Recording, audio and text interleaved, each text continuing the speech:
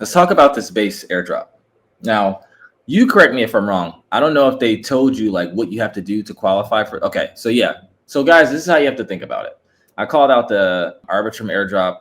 I think MetaMask is going to do an airdrop. So it's just like Coinbase is a venture-backed company, right?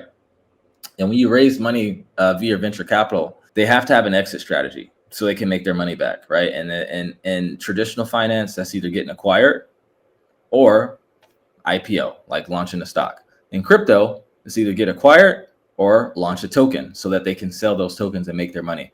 They have a fiduciary responsibility to generate returns to the limited partners. So if a company is venture-backed, you can believe that they're probably going to launch a token. And even going way back, like when Base first launched, and I was reading some of their docs, they always said that they were aiming to be a DAO.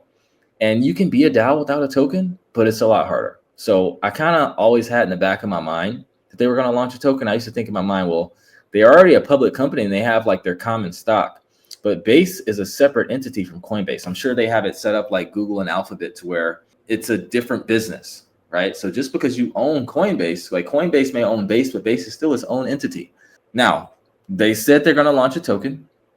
Typically, guys, when they do launch a token, I feel like I'm going to get a fat airdrop because I've been providing liquidity and borrowing and lending and doing kind of all kinds of activity on Base for years. So in order to increase your chances, you want to do whatever activity that you can on Base.